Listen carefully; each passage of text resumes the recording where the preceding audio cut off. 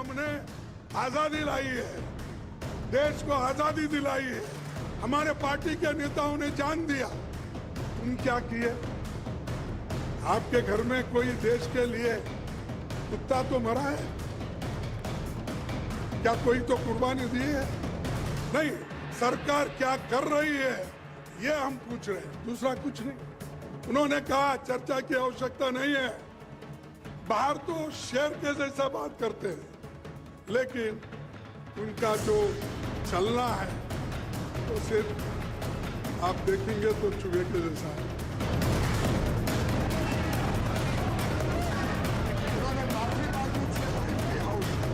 कांग्रेस के अध्यक्ष मल्लिकार्जुन खड़गे के इन दोनों बयानों से संसद के अंदर घमासान मच गया। चीन के मुद्दे पर बीजेपी को घेर रही कांग्रेस पर खड़गे के बयान भारी पड़ते नजर आ रहे हैं। राज्यसभा में हंगामे के दौरान दोनों खेमों के बीच तीखी बयानबाजी देखने को मिली। बीजेपी ने राज्यसभा की कार्यवाही शुरू होते ही कांग्रेस पर हमला बोला और खड़गे से माफी मांगने की मांग की। खड़गे जी ने अभद्र भाषा का प्रयोग किया।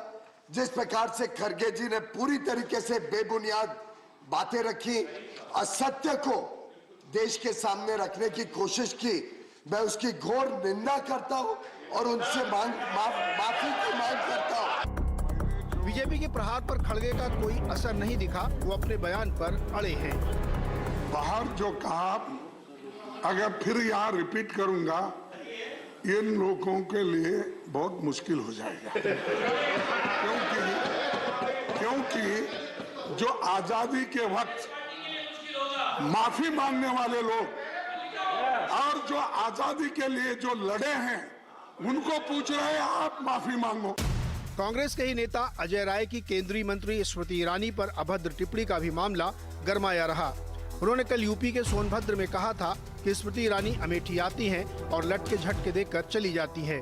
उन्होंने ये भी कहा कि कांग्रेस कार्यकर्ता चाहते हैं कि राहुल गांधी 2024 में अमेठी से चुनाव लड़ें। अजय राय के खिलाफ केस दर्ज हो गया है। माफी मांगने की बजाय वो अब सफाई दे रहे हैं।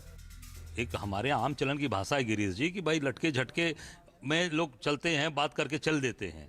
झटके से उठे चल दिए, लटके मतलब एक इस तरह की बातें आती हैं। वो कोई असंसदीय भाषा या कोई मैंने ऐसा कोई किसी का अपमान करने के लिए नहीं बोला है। ये हमारे यहाँ बोलचाल की भाषा है इधर की, उस तरह से हम लोगों ने इस तरह की बात का इस्तेमाल किया। क्यों? हमने जब उस तरह की बात कोई बोली ही नहीं तो माफी किस बात की होती है? अजय राय के बयान को लेकर स्मृति ईरानी का रुख आक्रामक है। उन्होंने पहले ट्वीट करके राहुल गांधी को अमेठी से चुनाव लड़ने की चुनौती दे डाली। बाद में ईरानी ने यह भी कहा कि कांग्रेस के नेता गांधी परिवार को खुश करने के लिए ऐसे बयान देते हैं। अगर गांधी खानदान को पसंद है अभद्र भाषा, तो कोई भी कांग्रेसी जो ऐसी अभद्र भाषा का इस्तेमाल करता है वो माफी क्यों मांगेगा? उनको तो तमगा पाने के लिए गांधी खानदान से अगर ऐसी टिप्पणियां करके ही तमगा पाया जा सकता है तो ये विषय गांधी खानदान के संस्कारों का है। सवाल ये है कि मोदी का विरोध हो या बीजेपी का, कांग्रेस जैसी राष्ट्रीय पार्टी का अध्यक्ष होते हुए क्या खड़गे को ऐसे आपत्तिजनक बयान देने चाहिए? गुजरात चुनाव के दौरान भी खड़गे ने पीएम मोदी की तुलना रावण से की थी, जिसे लेकर गुजरात कांग्रेस के नेता भी खुश नहीं थे। फिर ऐसे आपत्तिजनक बयान देकर कांग्रेस के नेता किसे खुश करना चाहते हैं? क्या गांधी परिवार को खुश करने के चक्कर में कांग्रेस के नेता पार्टी का ही नुकसान कर रहे हैं? क्या ये उनकी किसी स्ट्रेटेजी का हिस्सा है? अगर हाँ, तो फिर पार्टी को इसका फायदा क्यों नहीं मिलता? या बीजेपी राजनीतिक बयानबाजी को लेकर ज्यादा ही संजीदा हो रही है क्योंकि इससे उसका फायदा है? तो बयानबाजी पे बवाल मचा हुआ है और कांग्रेस के अध्यक्ष से लेकर के उनके तमाम नेता इस तरीके की बातचीत कर रहे हैं। इसी पर हम लोग चर्चा करेंगे। हमारे साथ जो मेहमान, मैं आपको उनसे परिचय करा दूं। राकेश त्रिपाठी हमारे साथ है, भारतीय जनता पार्टी के प्रवक्ता हैं। अतुल लोने हमारे साथ हैं, कांग्रेस के प्रवक्ता हैं। उमाकांत लखेड़ा जी वरिष्ठ पत्रकार, अभय दुबे जी प्रोफेसर हैं अम्बेडकर यूनिवर्सिटी के, और हर्षवर्धन त्रिपाठी वरिष्ठ पत्रकार। आप सबका बहुत बहुत स्वागत है। उम्मीद करता हूँ कि इस चर्चा में कम से कम भाषा के स्तर पर हम लोग एक संयम और संजीदगी जरूर दिखाएंगे। अतुल लोने जी, मेरी आवाज़ आपको आ रही हो तो मुझे ये बताइए सर कि ये जो जिस तरीके की भाषा का इस्तेमाल कांग्रेस अध्यक्ष जी ने किया, फिर एक आपके नेता ने किया, कुत्ता, चूहा, लटके झटके, ये आपकी स्ट्रेटजी का पार्ट है या स्लिप ऑफ टंग है? ऐसा है कि हम सच बोलते हैं तो बहुत तकलीफ हो जाती है, और वो आए दिन झूठ बोलते हैं तो उस पर चर्चा नहीं होती है। किसने कहा था 50 करोड़ की गर्लफ्रेंड? किसने कहा था कांग्रेस की विधवा? किसने कहा था गोरी चमड़ी? ये अभद्र भाषा जो है, अभद्र भाषा, ये भाजपा की संस्कृति है, हमारी नहीं। मैं ऐसे कई गिनवा सकता हूं जिस तरह की भाषा का इस्तेमाल इन्होंने किया है। जो आज प्रधानमंत्री है, जिनके लिए ये बात करते हैं, उन्होंने ही इस संस्कृति का रोपण जो है इस देश में किया है। वो खुद इस तरह की भाषा का उन्होंने इस्तेमाल किया है। अब रही बात देश की सुरक्षा का सवाल है, बड़े बड़े बात करते, इनके आदर्श कौन है? श्यामा प्रसाद मुखर्जी। क्या किया था श्यामा प्रसाद मुखर्जी ने? जिस मुस्लिम लीग ने अलग पाकिस्तान का प्रस्ताव 1940 के लाहौर के अधिवेशन में रखा था, उनके साथ जब वो हिंदू महासभा के अध्यक्ष थे, तो सिंध, पंजाब और बंगाल में उन्होंने सत्ता स्थापन की थी। क्या किया था श्यामा प्रसाद मुखर्जी ने 1942 में, जब संपूर्ण देश कांग्रेस के साथ मिलकर क्विट इंडिया मूवमेंट कर रहा था, तब उन्होंने कहा था गवर्नर को कि आप मुझे अधिकार दीजिए, कांग्रेसी गुंडों को हम यहां से खदेड़ देंगे, रानी के खिलाफ जो बगावत हो रही है। क्या कहा था सावरकर जी ने आजाद हिंद सेना के खिलाफ, जो जापान की तरफ से अटैक कर रही थी, अंडमान निकोबार तक आ गई थी, तो हिंदुस्तान के लोगों को कहा था आप बरतानी आर्मी में शामिल हो जाइए उनके खिलाफ लड़ने के लिए। तो बलिदान, एक मिनट सवाल तो सुनिए, रहा है ना। आप जो जवाब दे रहे हैं उसको दो हिस्सों में रखिए ना, एक किसका कंट्रीब्यूशन इसमें ही बताइए, लेकिन ये जो लैंग्वेज है कि उनके यहाँ तो कुत्ते ने भी ऐसा कुछ नहीं किया, वो चूहे जैसे हैं, ये क्या है? ये कौन सी भाषा का इस्तेमाल? आपने अभी कहा कि उन्होंने ऐसा बोला, इसलिए आप कंपटीशन में स्ट्रेटजी आपकी, मैंने वही सवाल पूछा, ये स्ट्रेटजी का पार्ट है क्या आपकी? ये फायदा होता है इससे क्या? नहीं, एक बात समझिए आप कि एक उदाहरण के साथ हम लोग कभी कभी बात करते हैं, तो उदाहरण के साथ बात करने के बाद उसका हल्ला हो जाता है। चलो, आप आज विषय यहाँ पर उपस्थित कर रहे हैं अभद्र भाषा का। मुझे एक बात बताइए, तालिब हुसैन शाह जो जैश ए मोहम्मद का टेररिस्ट, वो पकड़ा जाता है अमरनाथ के भक्तों को मारने के लिए, तब कोई डिबेट नहीं होता यार। रियाज अट्टारी इनका ही कार्यकर्ता इन्वॉल्व है, उसमें कोई डिबेट नहीं होती है। एक बात मुझे बताइए, डिबेट ये होनी चाहिए, और काफी ध्रुव सक्सेना से लेके मेरे पास काफी ऐसे उदाहरण हैं जो बीजेपी के लोग टेररिज्म में टेररिस्टों के साथ इन्वॉल्व है, जिन्होंने इस देश की सुरक्षा को खतरा पहुंचा है। डिबेट ये होनी चाहिए कि जो अभी वर्तमान सरकार है, वो वर्तमान सरकार किसी डिबेट से डरती क्यों है? 1962 में देश को आजाद होकर सिर्फ 15 साल हुए थे और दूसरा ही चुनाव हुआ था। उस वक्त अगर 162 घंटे की डिबेट हो सकती है, 65 में डिबेट इस पे लगातार डिबेट हो रही है। बात नहीं, बिल्कुल डिबेट नहीं हो रही है। आपको पता नहीं है? तो आप इस पर डिबेट हो रही है। अब मुझे दुनिया की नहीं पता, लेकिन मैं ही कम से कम 2 शो इस पे कर चुका हूं कि पार्लियामेंट में चर्चा होनी चाहिए, चीन पे नहीं। तो हमारे शो पे मैं आपसे ये पूछना चाहता हूं, मैं बार बार ये कह रहा हूं कि एक होता कहने का तरीका, भाषा का तरीका। आप इस पर डिबेट करिए। मैंने 2 घंटे खर्च किए हैं कि पार्लियामेंट में डिबेट क्यों नहीं हो रही है, उसके पीछे क्या रीजन, उस पर आप लॉजिक दीजिए, हो और नहीं हो, या आप दोनों लोग तय। लेकिन जिस तरीके की भाषा की मर्यादा मैं इसलिए कह रहा हूं क्योंकि पिछले कुछ दिनों में बहुत ज्यादा हो रहा है। अब एक नेता आपके कह रहे हैं कि स्मृति ईरानी लटके झटके दिखाती अमेठी में, उनके खिलाफ FIR भी हो गई और महिला आयोग ने उनको बुला भी लिया है। तो ये जो आप इसको मानते हैं सही है क्या? आप उसको डिफेंड करें तो मैं मान के चल रहा हूँ अतुल जी करेंगे नहीं, ठीक है, हम तो इसी भाषा में बोलेंगे, सही है? नहीं, एक बात मैं आपको यही बात कह रहा हूँ कि जिस दिन इस देश के प्रधानमंत्री पद के उम्मीदवार, इन्होंने जब एक महिला को, जिस महिला को इस देश ने प्यार दिया, उनके नेतृत्व में 2 बार उनको सरकार दी, उनके बारे में जब कहा था, उसी दिन टोकना चाहिए था, नहीं टोका। कांग्रेस के हमारे अध्यक्ष जो है, उन्होंने एक उदाहरण के साथ बात किया कि बलिदान का इतिहास हमें है, हमने 2 प्रधानमंत्री का भी बलिदान दिया है देश की एकता अखंडता के लिए। और बलिदान इसलिए कह रहा हूं मैं क्योंकि IB ने फाइल पे लिख के रखा था, ये अभी इनका सरकार है, दिखा दीजिए कि आपके सिक्योरिटी में सिखों को मत रखिए। उन्होंने कहा था मैं धर्मनिरपेक्ष भारत की प्रधानमंत्री हूं, और मैं अगर धर्म और जाति के नाम पे इस तरह का अगर कोई निर्णय लेती हूं तो वो गलत होगा, मेरी जान गई तो भी चलेगा। राजीव गांधी जी को उठा के लाना पड़ा था, पता नहीं था पैर कहां है, हाथ कहां है, सर कहां है। और बार बार हमारे देशभक्ति पे सवाल अगर खड़ा करते होंगे, देश की सुरक्षा के साथ अगर यहाँ पे समझौता होता होगा, तो कांग्रेस सवाल खड़ा करेगा। पार्लियामेंट के सिवा दूसरी कोई जगह नहीं हो सकती चर्चा की। क्यों नहीं होगी? अटल बिहारी वाजपेयी के जमाने में हुआ, इंदिरा जी के जमाने में हुआ, लाल बहादुर शास्त्री जी के जमाने में हुआ, नेहरू जी के जमाने में हुआ। देश के प्रधानमंत्री देश से बड़े तो नहीं है, वो तो देश के सेवक कहलाते हैं ना खुद को। ये कौन सा राष्ट्रवाद है? तो जिस तरह से दबाने की कोशिश की जाती है, जिस तरह से सारी संस्थाओं को दबाकर हम करे सो कायदा हो रहा है, 2000 स्क्वायर किलोमीटर का एरिया उन्होंने ले लिया है। देमसोंग दोचोक, आप समझ लीजिए क्या कर रहे हैं वो ऐसे स्ट्रेटेजिक पॉइंट कवर कर रहे हैं जहां से कल को अटैक होता है तो हम हमारी खतरे में आ सकती है सारी सीमाएं। अभी हमारी दौलत बेग गोल्डी की जो हमारी एयर स्ट्रिप है, हाईएस्ट एयर स्ट्रिप, जहां हमने ग्लोब 117 उतारा था 2013 में ही, वो नहीं बताएंगे। अरुणाचल ट्रांस एक्सप्रेस वे हमने जो बनाया था 2000 किलोमीटर जी अतुल जी वो नहीं बताएंगे। Point taken. बात राकेश त्रिपाठी जी 10 सेकंड हाँ 10 सेकंड जल्दी से। हाँ 10 सेकंड। वहां वो बॉटल नेक पर आ गए हैं, 8 किलोमीटर तक आ गए, आर्टिलरी रेंज में हमारी एयर स्ट्रिप आ गई है। वो आते उत्तराखंड में हमारे ब्रिज पुलिये जो है वो तोड़ के चले जाते हैं। गलवान में उन्होंने हॉट स्प्रिंग्स वहां पर पेंगोत्सो लेक पर उन्होंने ब्रिज बना दिए है 2। डोकलाम के वहां उन्होंने पूरी इंस्टॉलेशन खड़ी कर ली है।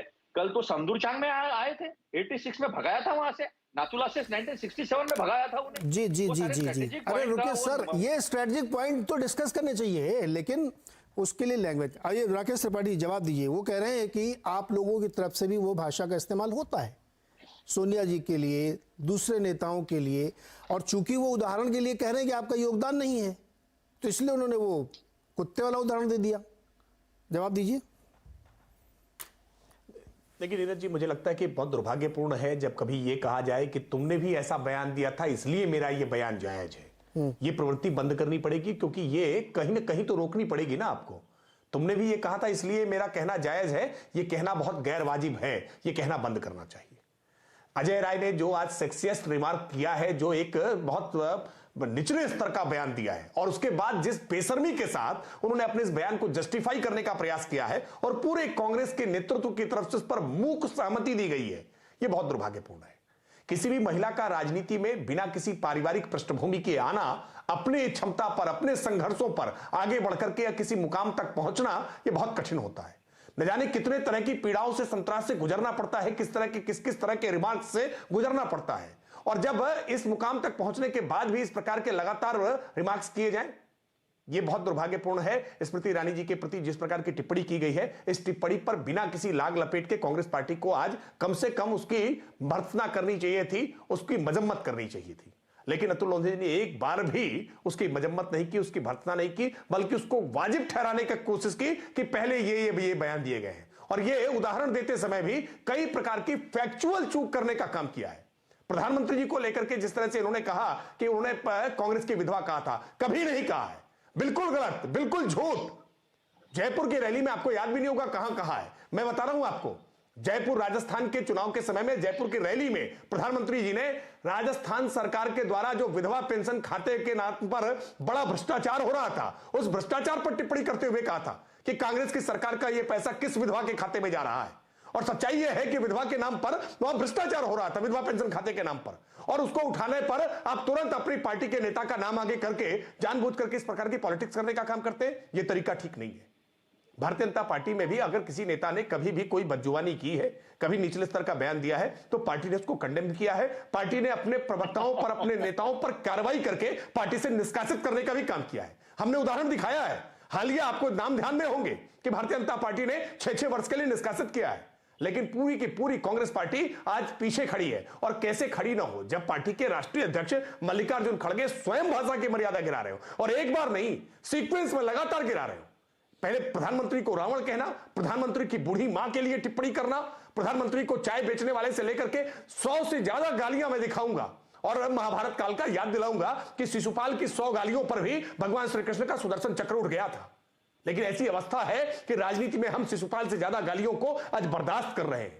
यह दुर्भाग्यपूर्ण है, और यह भाषाई मर्यादा को कहीं ना कहीं आपको रोकना पड़ेगा। आपको भाषा की मर्यादा पर कहीं लगाम लगानी पड़ेगी, इसकी मर्यादा तय करनी पड़ेगी, वरना आने वाली पीढ़ी के सामने हम सब मिलकर दोषी होंगे कि भाषा की मर्यादा गिर रही थी, तो हम सब उस समय राजनीतिक कार्यकर्ता थे और हमें इतना साहस नहीं था अपने अपने दल से बने होने के नाते कि हम उसको गलत कह सकें। मुझे लगता है कि यह साहस आज विकसित करना चाहिए, और मेरी पार्टी या तुम्हारी पार्टी नहीं, महिलाओं के लिए कम से कम अगर कोई ऐसी अभद्र भाषा का प्रयोग किया जा रहा है तो बिना किसी लाग लपेट के उसकी भर्त्सना होनी चाहिए, उसकी निंदा होनी चाहिए। जी अतुल जी, एक बात तो राकेश जी ने ठीक से सुना नहीं, और शिशुपाल और गाली गलोच तो आपके मालवीय जी जो है ना, और आपकी जो क्रोनोलॉजी चलती है और आपके जो एक सरी की टूल किट आती है ट्वीट की, ये सारे देश ने देखिए जिस तरह की गालियां, जिस तरह की भद्दी गालियां और जिस तरह का गंदा कैंपेन राहुल जी और सोनिया जी और संपूर्ण गांधी फैमिली के ऊपर आज तक चलाया गया, वो बीजेपी की तरफ से चलाया गया है। गूंगी गुड़िया से लेकर इसे क्या देश चलाना आएगा, ऋतंबरा देवी जी बड़ी बड़ी सभाओं में ये भद्दी लैंग्वेज जो है वो लैंग्वेज गांधी परिवार के खिलाफ आज तक इस्तेमाल होती आ रही है। मैंने पहले ही कहा था, इसकी शुरुआत किसने की थी? अगर मैं तो कहता हूं कि खरगे जी, कुत्ते का अपमान हो गया आज। कुत्ता बड़ा ईमानदार वफादार प्राणी है, उसका अपमान हो गया आज, क्योंकि इनका इतिहास जो है वो इतिहास पूरा का पूरा इतिहास माफी का और गद्दारी का है। अंग्रेजों के साथ मिलकर काम किया था। आज चाइना का नाम लेने से भी डरते हैं। देश की सुरक्षा खतरे में है तो बात तो करने के से डरते हैं, तो बात तो होगी। अगर अभद्र भाषा की बात आती है तो 50 करोड़ की गर्लफ्रेंड किसने कहा था? और विधवा वाला भी मैं ट्वीट कर दूंगा, विधवा वाला वीडियो मैं ट्वीट कर दूंगा, चिंता मत करो आप, वो भी दिखा दूंगा मैं देश को। और देश को दिखाना बहुत जरूरी है, क्योंकि अभद्र भाषा का इस्तेमाल आपने किया है। मैं आज भी, मुझे याद है, मुंबई के एमसीए में एक प्रेस कॉन्फ्रेंस हुई थी नोटबंदी के बाद, और सुनिए नीरज जी, सुनिए, एक प्रेस कॉन्फ्रेंस हुई थी और उसमें नरेंद्र मोदी जी के माता जी के बारे में सवाल पूछा था। तो राहुल जी ने जवाब दिया था कि मैं माता जी के बारे में बात न तो करूंगा और ना ही उनका किसी बारे में उल्लेख करूंगा। वो माता माता होती है, ये राहुल जी की संस्कृति है। राहुल जी ने कहा, मैं तो नफरत के बाजारों में मोहब्बत बांटने आया हूं। मुझे बताइए कि राहुल जी के जबान से कभी कोई गलत बात नहीं हुई? अतुल्य कभी नहीं।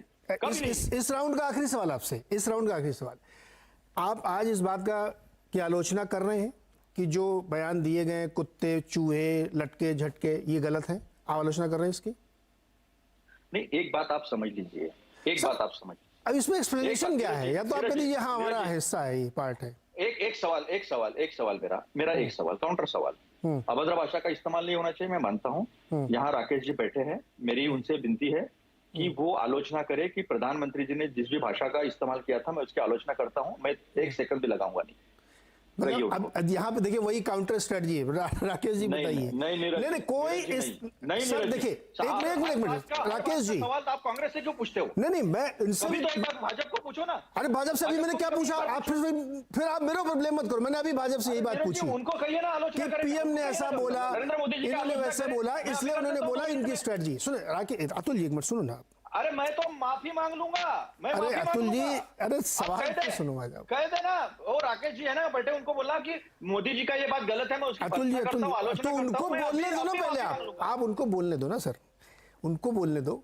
आप कह रहे हैं कि वो बोलेंगे तो मैं बोलूंगा, that is a part of strategy, it is a counter strategy. कोई स्ट्रेटजी नहीं। राकेश जी जवाब दीजिए, सिंपल कहना। राकेश जवाब दीजिए। और आप ये जो कह रहे हैं ना कि बंद होनी चाहिए, कैसे बंद होगी और कहां से शुरू होगी? कौन बंद करेगा इसको? कहां से शुरू किया जाए कि अब ये बंद हो जानी चाहिए? आज से शुरू कर दें, आज से शुरू कर दें। अच्छा काम तो आज से शुरू करना चाहिए, उसके लिए कल का इंतजार नहीं करना चाहिए। आज से शुरू कर दें, इसी डिबेट में, इसी चर्चा में आपको हाजिर आज से मतलब क्या? अभी थोड़ी देर पहले इटालियन कांग्रेस बोला गया है कि इटालियन कांग्रेस है, अभी थोड़ी देर पहले बोला गया है। नहीं नहीं अभी कहा गया कि इटालियन कांग्रेस असली वाली नहीं है।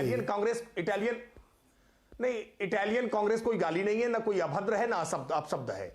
हम तो इंडियन कांग्रेस ही नहीं, हम चाइनीज कांग्रेस भी कहेंगे। अगर आपकी निष्ठा भारत के प्रति कम और भारत के बाहर ज्यादा दिखाई पड़ेगी तो निश्चित तौर पर कहेंगे। लेकिन मुझे लगता है, मैं फिर कह रहा हूं, आप किसी पर व्यक्तिगत आक्षेप और विशेष तौर पर लैंगिक टिप्पणी जब करते हैं तो वो बहुत अभद्रता होती है, वो गाली गलौज के लहजे में आती है, और ऐसी बातों से परहेज करना चाहिए। राजनीतिक कार्यकर्ताओं को ऐसी बातों से परहेज करना चाहिए, और कम से कम शीर्ष नेतृत्व को तो लताड़ लगानी ही चाहिए अगर ऐसी बातें निचले स्तर पर हो रही है। और जब शीर्ष नेतृत्व तो स्वयं करे तो उनको लताड़ कौन लगाए? मुझे लगता है एक बात ये तय करिए, अगर आप कह रहे हैं प्रधानमंत्री ने कोई अपशब्द कहा है तो मैं पूरी जिम्मेदारी के साथ कह रहा हूं नीरज जी, अगर प्रधानमंत्री जी कोई अपशब्द कहें तो आप डिबेट करिएगा, आपके डिबेट में मैं आऊंगा और मैं निश्चित तौर पर माफी मांगूंगा। मैं कहूंगा कि वो गलत कहा गया है। लेकिन आज से ये पहल शुरू करिए अतुल जी कि आज जो बातें कही गई हैं, जिनको लेकर के चर्चा हो रही है, ऐसा नहीं है कि प्रधानमंत्री जी अगर कुछ कहेंगे तो उस पर चर्चा नहीं होगी, नीरज जी उस पर चर्चा नहीं करेंगे। निष्पक्ष पत्रकार है, मैं पूरे विश्वास से कह रहा हूं कि अगर प्रधानमंत्री जी कुछ कहेंगे तो निश्चित तौर पर ये चर्चा करेंगे, और ये चर्चा करेंगे, मुझसे सवाल पूछेंगे, मैं माफी मांगूंगा, मैं प्रधानमंत्री की बात के लिए खेद व्यक्त करूंगा अगर प्रधानमंत्री जी कुछ गलत कहेंगे तो। लेकिन आज तो कांग्रेस ने गलत कहा है ना अतुल जी, कम से कम आज तो खेद व्यक्त करिए ना, आज तो कहिए ना भर्त्सना योग्य है। आप स्मृति जी के खिलाफ इस प्रकार की भाषा का मूक समर्थन कर रहे हैं। और मूक समर्थन नहीं, आप तो आज बिल्कुल घोषित समर्थन कर रहे हैं, आप बिल्कुल उसकी भर्त्सना करने को तैयार नहीं है। ये कांग्रेस पार्टी का स्टैंड देश को रास नहीं आएगा, इससे नुकसान होगा कांग्रेस पार्टी का और आने वाले दिनों में कांग्रेस पार्टी को और नुकसान। और ये बातें इसलिए कही जा रही है क्योंकि अमेठी में राहुल गांधी जी, जिनको राजकुमार युवराज कहते थे आप, उनको वहां चुनाव हराया है। आप चुनाव में नहीं जीत पाए तो हताशा और निराशा में आके स्मृति ईरानी जी को लेकर के इस प्रकार का व्यक्तिगत आक्षेप करें, यह स्वीकार्य नहीं है। देश के शहीदों की तुलना आप अगर कुत्तों के साथ लेकर के जोड़ेंगे, यह सही नहीं है। तथ्यात्मक तौर पर आप लगातार वीर सावरकर के लिए अपमानजनक शब्दों का प्रयोग करेंगे, यह सही नहीं है। आप विचारधारा के आधार पर वैचारिक लड़ाई लड़िए ना, और इतिहास के लेखन की जब बातें होंगी ना, जी राकेश जी रुकिए सर, एक बार में मत बोलिए, इन पर लंबी चर्चा होगी। एक बार मत बोलिए, अभी रुकिए अतुल जी, आप लोगों से काफी बात हो गई, अब थोड़ा दूसरे मेहमानों के पास दोबारा आऊंगा तो फिर आप सेकंड राउंड में करिए। हाँ, इसका जवाब दीजिएगा आप, इसका जवाब तो आपको देना ही पड़ेगा। हमारे साथ एक नए वरिष्ठ पत्रकार जुड़े, पहली बार हमारे साथ डिबेट में आए हैं, उमाकांत जी, मैं उनके पास भी जाना चाहता हूँ, फिर अभय द्विवेदी जी और हर्षवर्धन के पास। उमाकांत जी, ये जो अचानक से नहीं, खैर तो बहुत दिन से चलता रहता है रोज, लेकिन अभी पिछले कुछ दिनों में बहुत ज़्यादा हो गया है भाषाई स्तर पे, और इसका पता नहीं पार्टियों को नुकसान होता है कि नहीं होता, ये लोग आप एसेस करके बताइएगा। लेकिन ये बहुत, अब मुझे ऐसा लगता है ये बहुत निचले लेवल की राजनीति हो गई है, कुत्ता बिल्ली, लटके झटके, इटालियन कांग्रेस, पता क्या क्या लोग बोल रहे हैं जिन शब्दों को नहीं बोलना चाहिए। कैसे रुकेगा ये, और ये क्या परिदृश्य बनता हुआ दिख रहे हैं आप, उमाकांत जी? देखिए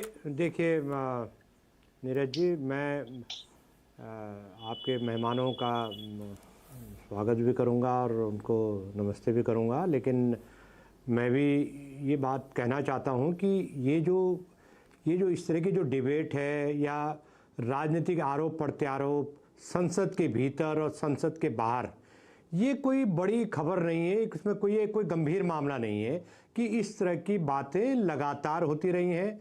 32-34 साल से तो मैं पार्लियामेंट्स में देख रहा हूँ कि कितने निचले लेवल की बहस हुई हैं, डिस्कशंस हुई हैं। संसद की जो संसदीय जो परिपाटी है, जिसको संसदीय परंपरा कहते हैं या संसदीय विरासत बोलते हैं, उसकी अवमानना होते हुए हमने दर्जनों बार, मैंने खुद देखा है संसद के भीतर रिपोर्टिंग करते हुए, तो इसमें कोई नई बात नहीं है। मुझे आश्चर्य ये हो रहा है कि इस तरह के जो बयान हैं, उस तरह के बयानों को जब आप लोग या कोई टीवी चैनल या कोई अखबार प्रमुखता से सुर्खियां देता है, तो मुझे आश्चर्य होता है कि इन बयानों से बड़े बड़े गंभीर मुद्दे इस देश के सामने हैं। इस देश की इकोनॉमी, इस देश की बेरोजगारी का दर, इस देश का जो एक्सपोर्ट है, इस देश में जो मुद्रास्फीति है, तेल के दाम है, महंगाई, इस तरह के जो सवाल हैं, वो सवालों पर क्या हो रहा है। संसद चल रही है, देश जानना चाहता है, देश कहीं से कोई डिमांड नहीं उठी है, कहीं कोई आंदोलन धरना प्रदर्शन नहीं हुआ है कि उन्होंने क्यों बोल दिया, ऐसा क्यों बोल दिया। ये बताइए कि कोई भी पार्टी में, भारतीय जनता पार्टी हो या कांग्रेस हो या गैर भाजपा या गैर कांग्रेस दल हो, मैं राजनेताओं के बयान पर, वो राजनीतिक रैलियों में क्या क्या बोलते हैं, कोई, मुझे नहीं लगता कि इस देश का जो कॉमन व्यक्ति है या कॉमन आदमी है और जो इस देश के भविष्य को लेकर के चिंतित है, उसको इस तरह के बयानों से कोई फर्क पड़ता है या कोई उसको गंभीरता से लेता है। मुझे ऐसा लग रहा है कि ये सारी चीज़ें एक एजेंडे के तहत सिलसिलेवार लाई जाती हैं, ताकि जो दूसरे मसले हैं, मुद्दे हैं, गंभीर मसले, जो देश की सामरिक स्थिति, देश की युवाओं से लेकर के, युवाओं की चिंता से लेकर के, बेसिक जो बुनियादी ढांचा है हमारा शिक्षा का, रोजगार का। अभी मैं कहीं बैठा हुआ था तो वहाँ यूक्रेन में जो छात्र पिछले साल वहाँ से भगा दिए गए या भाग करके अपनी जान बचा करके भारत आए, उनके पेरेंट्स मुझे मिले। उनका कहना है कि हमारे बच्चों ने 2-2 साल 3-3 साल वहाँ गुजारे, कुछ हो नहीं रहा है। तो मुझे नहीं लगता कि इस तरह की चीज़ों को, इस तरह की बातों को कोई तवज्जो देनी चाहिए। और आप जैसे जिम्मेदार चैनल को मेरी प्रार्थना है आपसे कि ये बाकी इश्यूज पर चर्चा कब करेंगे। संसद चल रही तो संसद के मुद्दों पर चर्चा होनी चाहिए। ये बयान हुआ, आरोप प्रत्यारोप हुआ, उन्होंने कहा, मैंने आपने बहुत ही महत्वपूर्ण बात आपने रखी सर, और बहुत ही ये मुझे अच्छा लगा कि आपने कम से कम ये प्रश्न रखा। लेकिन इसका चूंकि मुझे जवाब देना चाहिए क्योंकि आपने मीडिया को रखा है, तो मैं इस पे ये कहना चाहता हूं सर कि अगर एक पार्टी के अध्यक्ष एक मंत्री इस तरीके के बयान पार्लियामेंट में दे रहे हैं तो ये मीडिया की हेडलाइन बनेगा सर। इसलिए बनेगा क्योंकि हम लोग खबरनवीस हैं, हमारा काम है जो खबर हुआ हम उसको रिपोर्ट करेंगे। अब अगर किसी पार्टी का प्रेसिडेंट इस तरह के बयान दे, नहीं सुनिए सर, मेरी बात तो सुन लीजिए सर, एक मिनट माफ कीजिए सर, एक मिनट मेरी बात तो सुन लीजिए सर। विचार है ना जो व्यक्तिगत नहीं है सर, खबर मेरे लिए तो नहीं है ना, नहीं आपके लिए नहीं है, मैं आपके लिए नहीं है सर। इस तरह के बयानों को मैं सर ये सिलेक्टिव बयान नहीं है, सारा दिन से वही सारा कुछ चल रहा है, पक्ष और विपक्ष दोनों इसी तरह की बातचीत कर रहे हैं। देखो आप बताइए मुझे कि महंगाई पे कोई धरना प्रदर्शन करवा रहे हैं क्या कांग्रेस वाले, ताकि बाकी बातों पे ऐसे नहीं हो। तो ये पार्टियां अगर इस चीज को एजेंडा बना रही हैं तो हम क्या रिपोर्ट करें? हम एक अलग लाइन लेकर रिपोर्ट कर रहे हैं क्या? हमको बताइए कि इन्फ्लेशन पे कौन सा धरना प्रदर्शन कांग्रेस करवा रही है? पब्लिक रैली नहीं, उन्होंने चैलेंज, देखिए मेरी बात सुनो, अगर खड़गे जी ने चैलेंज किया है और खड़गे जी ने संसद के किसी नियमावली का उल्लंघन किया है तो संसद के नियमों में आप प्रिविलेज उनके खिलाफ ला सकते हैं, नियम कायदा बना हुआ है। लेकिन मैं उनकी पार्टी को बिल्कुल डिफेंड नहीं करता हूं क्योंकि मैं उनकी पार्टी का भी आलोचक रहा हूं, मैं कोई डिफेंड किसी को नहीं कर रहा हूं। अगर किसी ने संसदीय मर्यादा का उल्लंघन किया है तो एक प्रिविलेज हाउस के अंदर लाइए। आपकी पार्टी तो सर्वगुण संपन्न, सर्वशाली, शक्तिशाली पार्टी, देश की, दुनिया की, संसद के दोनों सदनों में बहुमत में है। तो नंबर एक। नंबर दूसरी बात यह है कि जो संसद में जिन मुद्दों पर चर्चा हो रही है, उन सवालों पर चर्चा हो रही है, उन सवालों को प्रमुखता दी जानी चाहिए। कौन खबर महत्वपूर्ण है, कौन महत्वपूर्ण नहीं है, ये आपका मेरा व्यक्तिगत विचार हो सकता है, लेकिन देश का विचार ये नहीं है। उमाकांत जी आप भी कहेंगे ये बड़ी खबर है। उमाकांत जी आप बिल्कुल सही कह रहे हैं, लेकिन समस्या ये है कि अगर संसद के अंदर भी वही चीज डिबेट हो रही तो हम किसको बताएं? हम यहां इन्फ्लेशन पे एक बहुत बढ़िया डिबेट करो, हम करते भी हैं आवाज अड्डा में, लेकिन संसद में क्या हो रहा है जी हम उसको छोड़ के ये डिबेट करते रहे। मैं ये कहने की कोशिश कर रहा हूं कि अगर सत्ता पक्ष और विपक्ष बैठ के कुत्ते बिल्ली और इन सब पे डिबेट कर रहा है तो हम यहां पे इन्फ्लेशन की रबली बजाते रहे। हमारा काम देश को बताना कि भाई आपके नेताजी क्या कर रहे हैं। मैं ये सर जिम्मेदारी का स्तर ये है कि हमारे नेताजी क्या कर रहे हैं मैं जनता को बताऊंगा, हमारे नेताजी ये कर रहे हैं हम बता रहे हैं उनको। ना आप मेरी बात सुने, अगर मेरी बात सुनो, हाँ, आप, मेरा ये मानना है, आपने चूंकि सवाल मेरे से किया है तो मैं आपको बड़ी विनम्रता से कहना चाहता हूं कि कोई राजनेता, कोई सरकार, कोई मंत्री, कोई मतलब जो अपोजिशन हो क्या रहा है इस देश में, हो क्या रहा है कि सवाल सरकार से नहीं पूछे जा रहे हैं। सरकार यह है कि अपोजिशन ने ऐसा बयान क्यों दे दिया।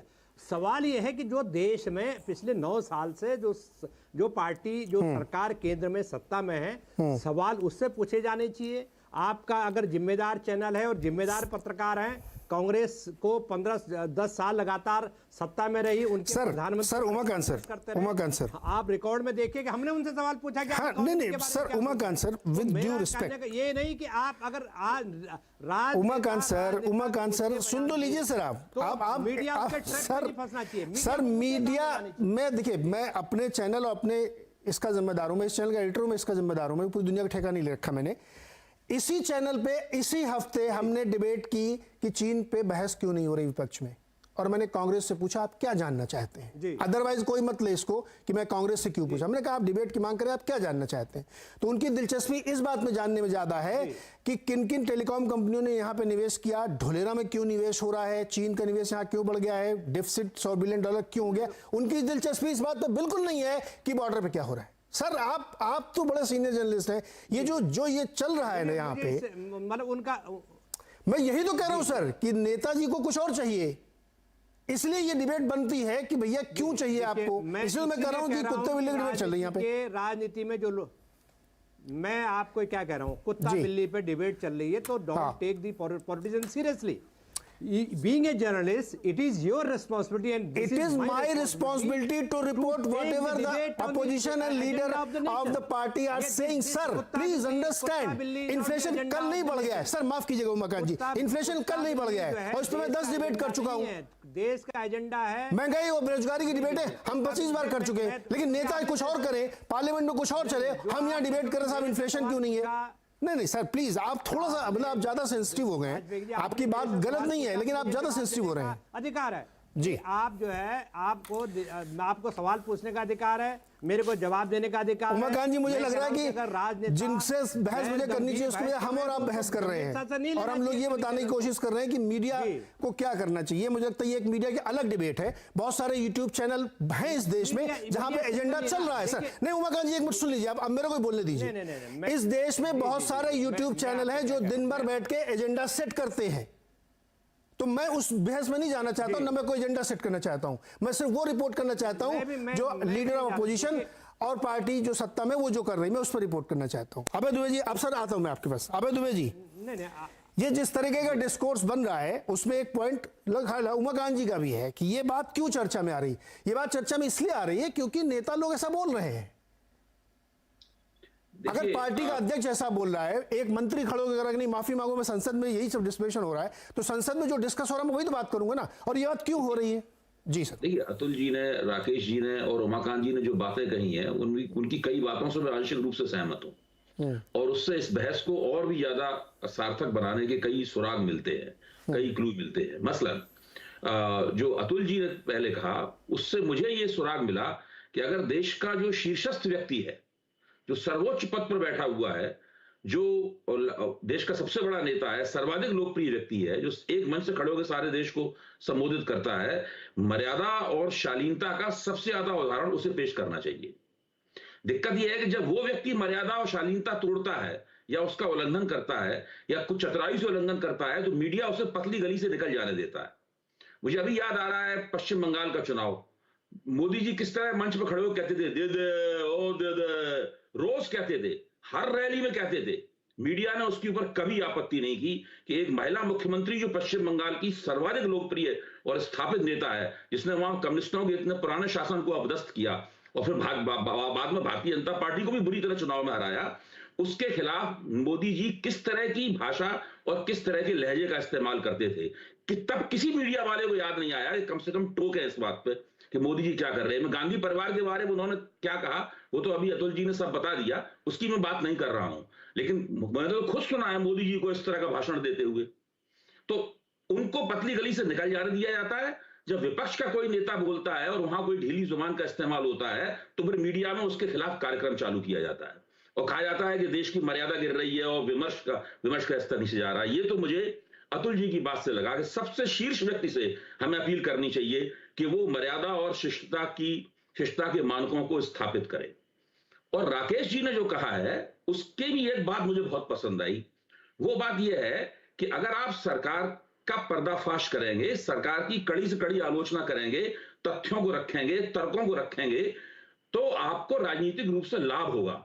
लेकिन अगर आप ऐसा न करके ज्यादातर जुमलेबाजी का सहारा लेंगे और कुछ ऐसी बातों का सहारा लेंगे जिसके जरिए सत्तारूढ़ दल को उस मसले को उठाकर दूसरे मुद्दों को नीचे कर देने का मौका मिले, तो आपको राजनीतिक रूप से जो लाभ होने वाला है वो लाभ नहीं होगा और हो सकता है उससे नुकसान भी हो। ये मुझे राकेश जी की बात पसंद आई। और उमाकांत जी की बात से आप सहमत हैं, मैं भी सहमत हूं कि ये मसले आमतौर पर आम जनता इन मसलों पर ज्यादा ध्यान नहीं देती है। इसमें मीडिया इलीट, इसको चैटराटी बोलते हैं और चैटरिंग पब्लिक बोलते हैं, उनके बीच में ये चीजें ज्यादा चर्चा का विषय होती हैं। तो मैं तो इन्हीं 3 बातों पे मेरी यही टिप्पणी।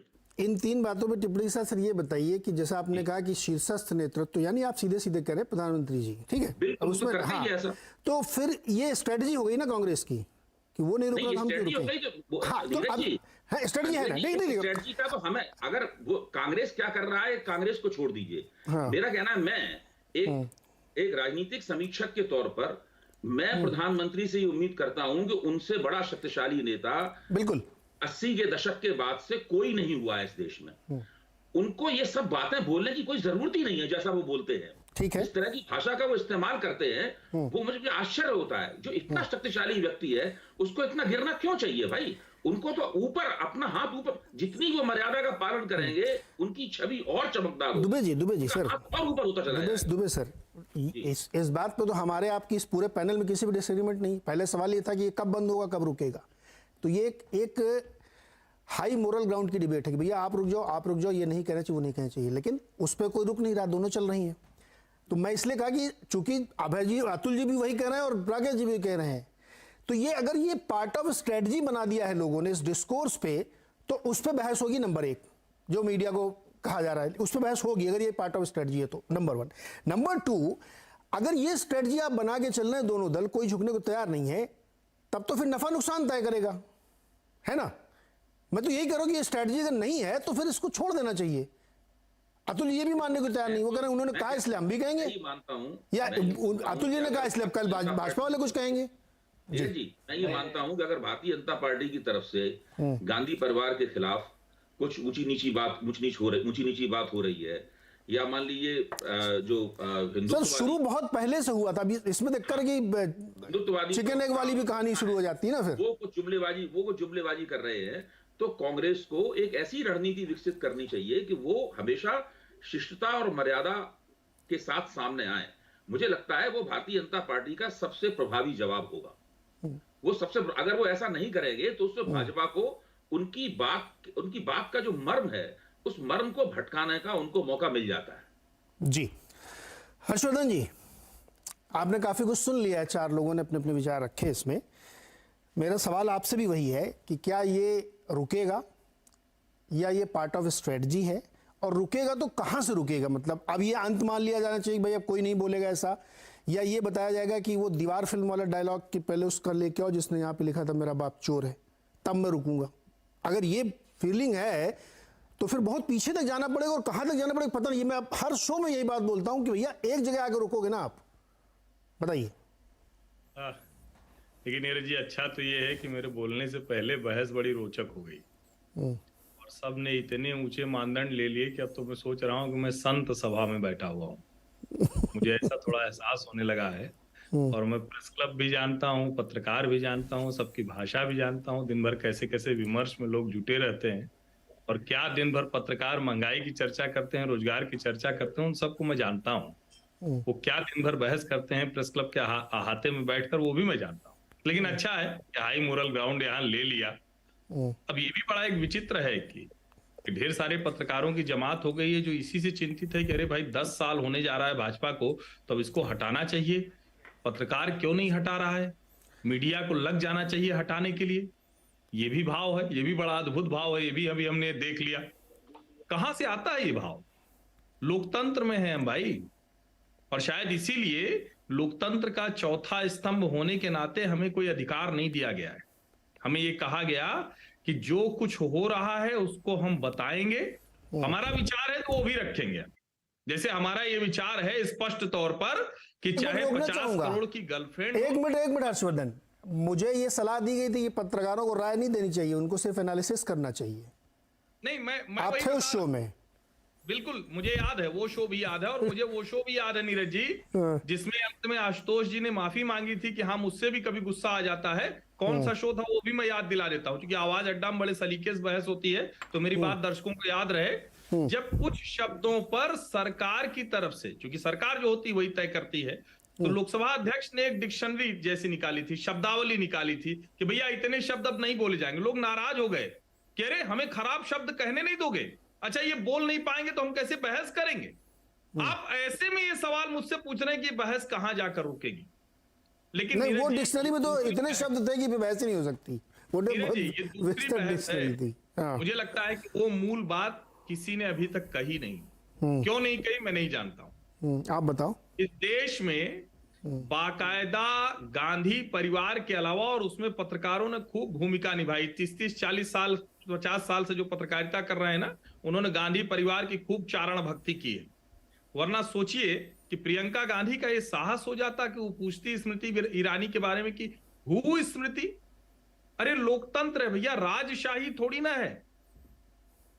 चले आते हैं राहुल गांधी अजय माकन जी के साथ प्रेस क्लब में, अचानक प्रतीकात्मक तौर पर फाड़ देते हैं। क्या फाड़ते हैं?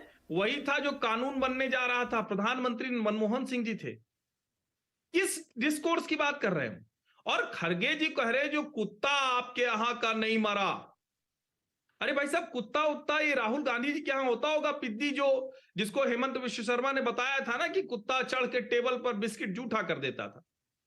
ये गुलामी की मानसिकता की बहस हो रही है, और शायद उसी गुलामी की मानसिकता में खरगे जी भूल गए या कांग्रेस के नेता भूल जाते हैं कि डॉक्टर श्यामा प्रसाद मुखर्जी वो कांग्रेस के ही नेता थे।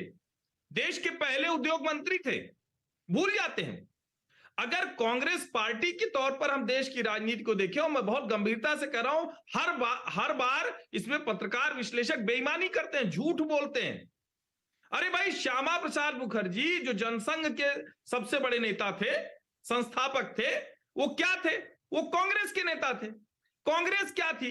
कांग्रेस आजादी की लड़ाई में सबको लगता था कि चलो भाई एक समूह बना के लड़ते हैं। लेकिन क्या लाल बाल पाल बर्दाश्त हुए? क्या जब गोखले जी जिस तरफ की बात कर रहे थे, वो क्या कांग्रेस के नेताओं को हजम हो रही थी? क्या सुभाष चंद्र बोस को बाकायदा बाहर नहीं कर दिया गया? किस तरह की बात करते हैं? और इसीलिए ये कुत्ता वाला डिस्कोर्स आता है, क्योंकि इस देश में लगता है कि गांधी परिवार के गुलाम नेता, पत्रकार, बुद्धिजीवी, उसके अलावा किसी को कोई बहस करने का नहीं है। इस देश के हजारों लोगों ने अपने परिवार के लोगों को स्वतंत्रता आंदोलन में खोया। अरे भैया, कांग्रेस का ठप्पा लगाओ तो मानेंगे कि स्वतंत्रता सेनानी हो कि नहीं? शर्मनाक है ये। और इस बेशर्म का बहस को हमारे जो वरिष्ठ पत्रकार साथी है वो आगे बढ़ाते हैं। दुख होता है ये देखकर। वो ये कहते हैं कि सावरकर तो गद्दार था, मोतीलाल नेहरू का इतना बड़ा बंगला स्वराज भवन, आनंद भवन हो गया, और सावरकर गद्दार था। सावरकर लेके 60 रुपए की पेंशन जाता था। और तो और कभी कभी तो यहां तक भी कहते हैं कि अटल जी भी गद्दार थे, वो भी अंग्रेजों के लिए मुखबिरी करते थे, पता नहीं कहां से निकाल के लाते थे। यही वो मानसिकता है जो आपको कहती है कि कुत्ता भी नहीं मरा, आपका कुत्ता भी नहीं मरा। इस मानसिकता को समझिए नीरज जी, और ये बहस बहुत जरूरी है। ये पर्सनल डिबेट भी नहीं है, ये किसी को गाली देना भी नहीं है। ये एक मानसिकता है कि एक परिवार की गुलामी के अलावा कुछ भी देश में सत्ता के नजदीक पहुंचा तो पीड़ा होती है, और नारा लगता है मोदी मर जा तू, गाली दूंगा, थप्पड़ भी मारूंगा, नाना पटोले, मर जाना चाहिए मोदी को। मोदी की मौत की कामना। अमित शाह एम्स में एडमिट होते हैं, खुश हो जाते हैं, पत्रकार हंसते हुए प्रेस क्लब में चर्चा करते हैं। अब अमित शाह तो गया, अमित शाह लौट के आते हैं, चिट्ठी जारी करते हैं, मैं हिंदू हूं, हिंदू मानता है जी, जीवन बढ़ गया। तो नीरज जी, ये चिंता है, इसीलिए आपके ऊपर भी सवाल खड़ा हो रहा है कि ये बहस क्यों कर रहे हो? चुप हो जाओ ना, 10 साल हो गया कांग्रेस को, फिर से आने दो। नहीं, मैं एक छोटा सा मुझे ब्रेक लेना है, लौट के इस चर्चा को आगे बढ़ाता हूं। मैंने तो पहले भी कहा कि इस देश में बहुत सारे यूट्यूब चैनल दिन भर 24 घंटे 1-1 घंटे के शो के कन्वर्टर्स में एजेंडा चलाते हैं। हम आज शो कर रहे हैं तो हमसे पूछा जा रहा है कि आप ये शो क्यों करें। लेकिन बहरहाल वरिष्ठ पत्रकार है, कोई दिक्कत नहीं। छोटा सा ब्रेक लेते हैं, लौट के फिर आगे चर्चा को बढ़ाते हैं। अतुल जी को जवाब देना चाहते हैं, तुरंत वापस आते हैं।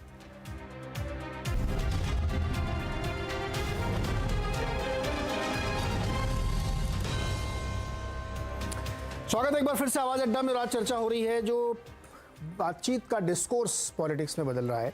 मेहमानों से रिक्वेस्ट है कि अब मेरे पास कुल जमा 10 मिनट है, तो प्लीज अगर आप लोग 2-2 मिनट अपनी बात खत्म कर लें। अतुल जी, आप इशारा कर रहे थे, पहले आप बताइए सर।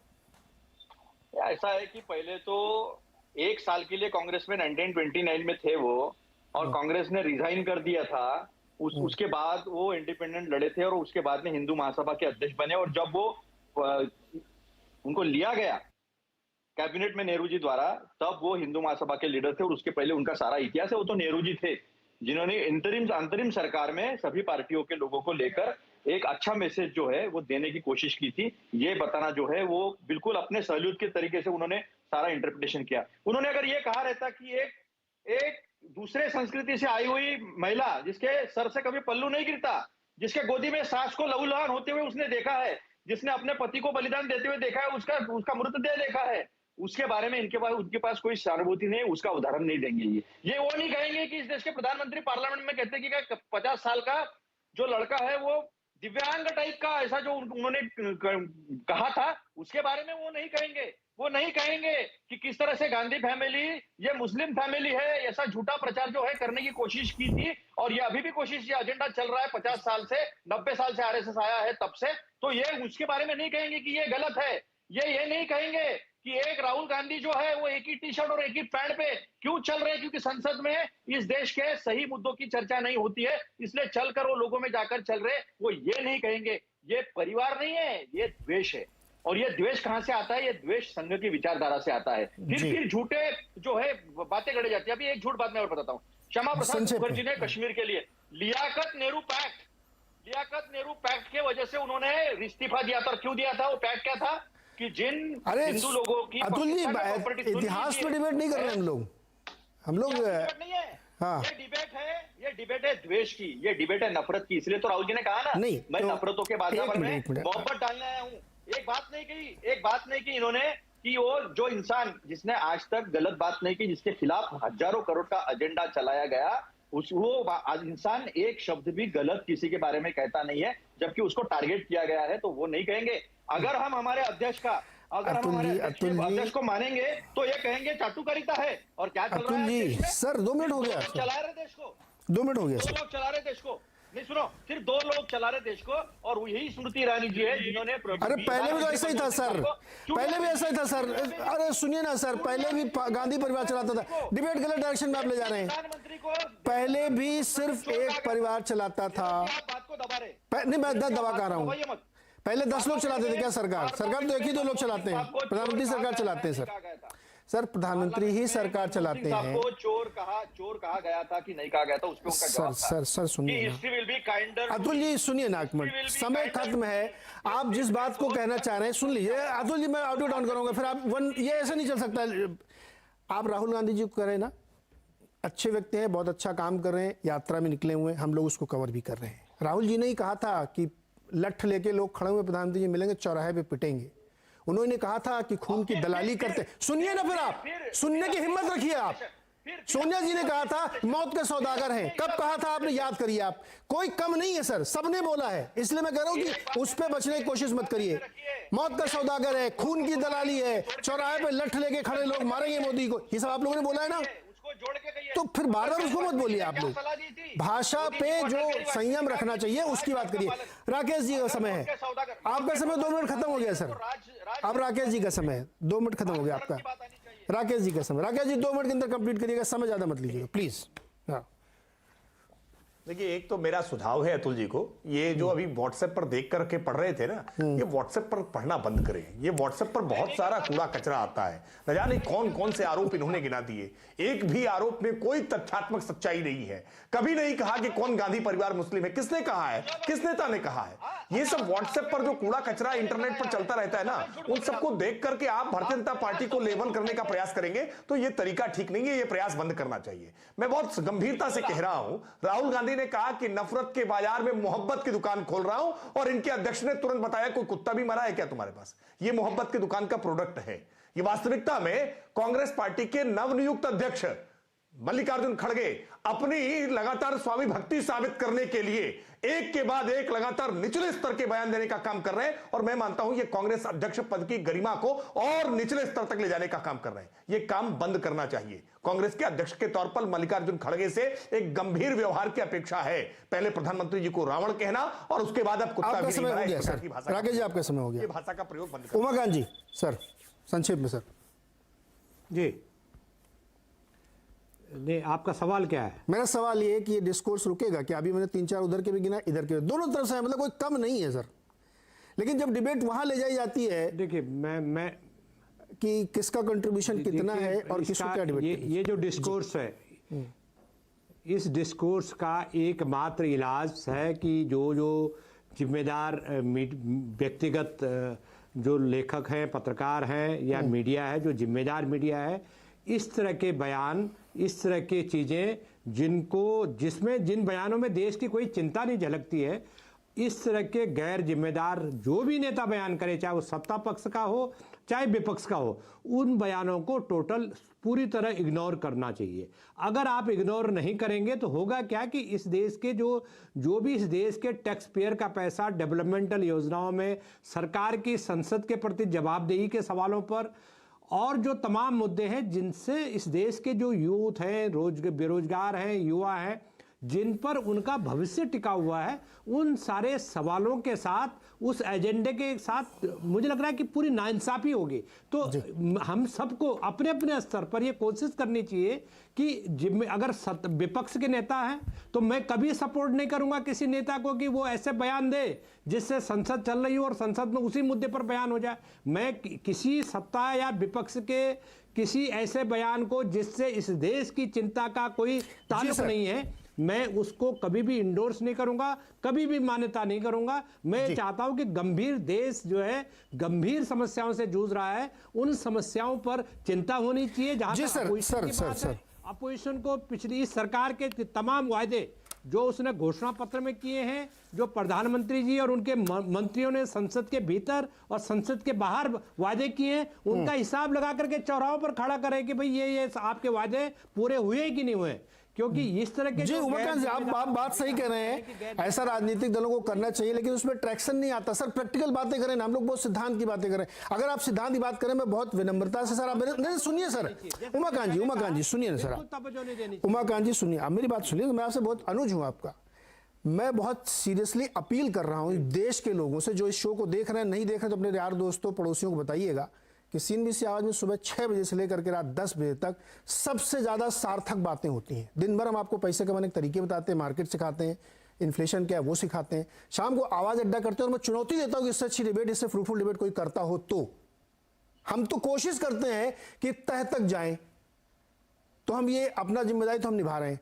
दुबे जी संक्षेप में सर, आप भी छोटे में रखिए। तह तक पहुंच चुका हूं नीरज जी, और मेरी और मैं तह में खड़े होकर ही बोल रहा हूं कि ये जो बहस है ये रुकेगी नहीं, ये हाहाकार जारी रहेगा। प्रैक्टिकल बात ये है, प्रैक्टिकल बात रुकेगी नहीं, जारी रहेगा और भी ज्यादा बढ़ेगा। अगले साल 9 राज्यों के चुनाव हैं, दक्षिण भारत से लेकर उत्तर पूर्व तक चुनाव है पूरे साल।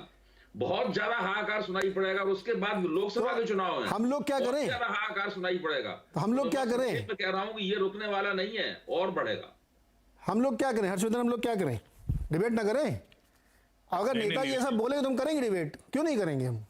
देखिए नीरज जी, नेताजी लोग तो ये चाहते हैं, क्योंकि है क्या ना कि कोई भी अपना खराब वाला चेहरा थोड़ी चाहता है जनता के सामने चला जाए। कोई चाहता है क्या? नहीं चाहता है। तो भैया नेताजी बुरा बोलेंगे और उनका चेहरा हम नहीं दिखाएंगे। देखिए टीवी ने ना नेताओं को दुरुस्त भी बहुत किया है, बड़ा झूठ बोलते थे सब, और अखबार में कुछ छपता था, कहते थे कि हमारी बात को तोड़ मरोड़ कर मीडिया ने पेश कर दिया। आज भी वो ये बोलते हैं, लेकिन जब वो बोलते हैं कि तोड़ मरोड़ कर पेश कर दिया, तो दूसरी खिड़की में वही वाला उनका सीधे सीधे बयान चल रहा होता है। मैं सिर्फ एक बात कह रहा हूं कि ये कोई भी पार्टी हो, कोई भी नेता हो, इस तरह का जब बयान देते हैं तो निश्चित तौर पर उसकी आलोचना होना चाहिए, खूब जमकर उनकी मजम्मत की जानी चाहिए। और एक बात मैं और कहूं, इस देश में किसी एक परिवार को देश मान लेना ये गलत है। अतुल भाई, आप बड़े नेता हैं, आप बहुत मुझे तो बड़े प्रतिभावान दिखते हैं, मैं आपके साथ 2-3 बार बहस में रहा हूं, बड़े तर्कपूर्ण आप लगते हैं, लेकिन आपने एक बात कह दी कि गांधी परिवार नहीं है, देश है। अरे भैया ये मत कीजिए, ये देश नहीं हो सकता। लोकतंत्र इसकी इजाजत नहीं देता है कि किसी एक परिवार को आप पूरी पार्टी मान लीजिए, किसी एक परिवार को आप देश मान लीजिए। ये करेंगे तो इसी तरह के बयान आएंगे। जी नीरज जी एक minute sir, 10 second, only 10 second sir, 10 second. देखिए हर्षवर्धन जी, ना मैंने ऐसा कहा, ना गांधी परिवार के किसी सदस्य ने ऐसा कहा है। अगर आप ऐसा सर, जो भी आवाज अड्डा देख रहे होंगे उन्होंने आपकी वो लाइन सुनी होगी, फिर से रिकॉर्ड पे आए। अतुल जी अगर इस देश के लोकतंत्र ने उन्हें बार बार चुनकर दिया है तो उनका भी आप अपमान कर रहे हो। मैंने ऐसा अतुल जी ठीक है, कौन चुना जा रहा है, नहीं चुना जा रहा है। सर अतुल जी रुक जाइए, समय एकदम समाप्त है। अभी आवाज अड्डा रिपीट चलता है, आप रात में 10 बजे फिर देखिएगा, आपको यही शो दिखाई पड़ेगा, किसने क्या बोला है वो आप बहुत स्पष्ट तरीके से सुन लेंगे। मैं सिर्फ इतना कहना चाहता हूं कि अपनी बात कहने का आलोचना करने के लिए जरूरी नहीं कि आप भाषा के निचले स्तर पर जाएं, उसके लिए आपके पास तर्क होना चाहिए, आपके पास डेटा होना चाहिए। आप अपनी एक बहुत ही तथ्यपूर्ण आलोचना से किसी भी आदमी को धराशायी कर सकते हैं डिबेट में। अगर आप ये देखना चाहते हैं तो आवाज अड्डा देखिए। मैं रोज इतने सारे डेटा पढ़ के बैठता हूं कि इनसे ये पूछूंगा, लेकिन डिबेट घुमा के वहां ले जाई जाती है। जो लोग इसको देख रहे हैं वो उसके गवाह हैं। मैंने बार बार जब अपने साथी चैनलों या मीडिया चैनलों की मैं बात नहीं कर रहा, क्योंकि वो हमारे सब फ्रेटर्निटी के लोग हैं, मैं उनकी क्यों आलोचना करूंगा, लेकिन आवाज को इस तरह से कहना कि आप इस तरह डिबेट करके इंपॉर्टेंट चीज़ों को नहीं छोड़ रहे हैं, मैं ये कहना चाहता हूँ। वैसे ऐसे बहुत सारे जगहों पे मैंने डिबेट सुनी जहां पे ये कहा गया कि आईएएस अधिकारियों को सरकार की बात सुननी बंद कर देनी चाहिए। ये होता है इंस्टिगेट करना, वो जर्नलिज्म हम नहीं करते हैं, हम तथ्यों पे बात करते हैं। बहरहाल उम्मीद करते हैं कि नेताजी लोग इस तरह की चर्चाएं नहीं करेंगे, अच्छा डिस्कोर्स बनाएंगे तो हमें भी मजा आएगा बात करने में। डिबेट में इन्फ्लेशन के तर्क लेके आइए सर, हम बैठ के डिबेट करेंगे। बहुत बहुत शुक्रिया, देखते रहिए CNBC आवाज।